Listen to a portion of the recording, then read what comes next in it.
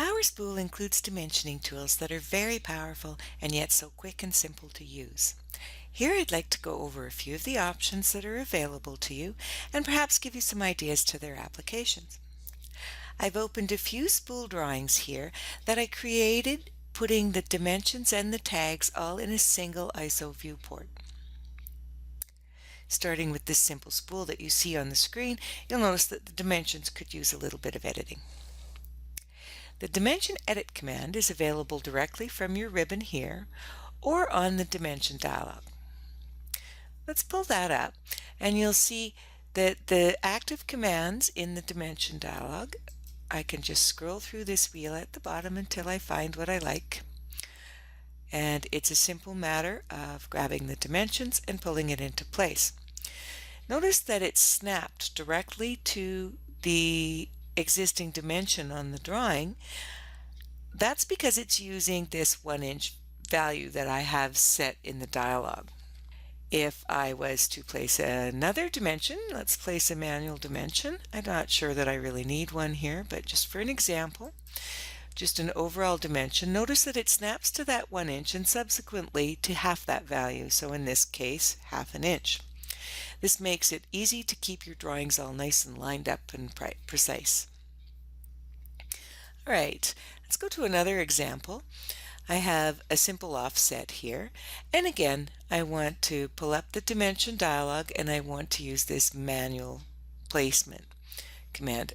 But this time I want you to take note of this aligned dimension box. When I check this off, that'll allow me to place this dimension. We'll just go from the corner of each of these elbows, and I can use the Shift key to override that snap that we were talking about.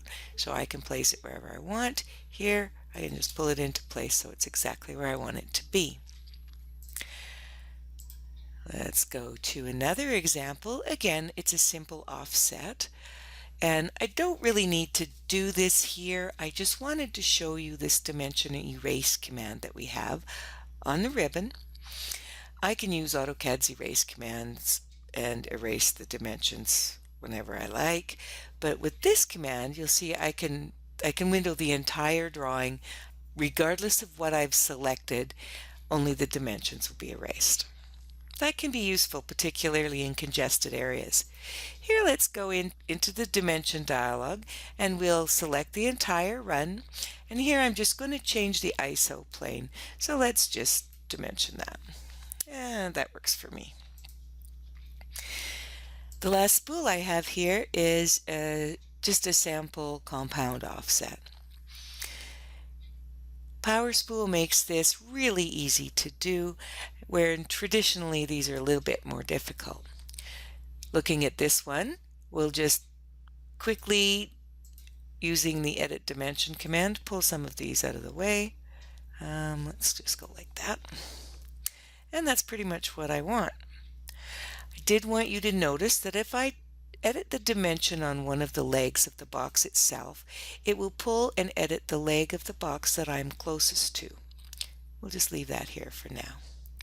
The only other thing I wanted you to see in the dimension dialog box is this refresh button at the bottom here. Now with this one, this is a really powerful little tool. I can change anything in the dialog box. I can change the dimension style that I've placed my dimensions with, the layers that I've used. In this case, let's change that distance from the pipe or duct or conduit or whatever you happen to be using. I could change the planes. In this case, we'll just change that to 1 1/4 inches and hit refresh. And notice that it updated the entire drawing and moved every dimension.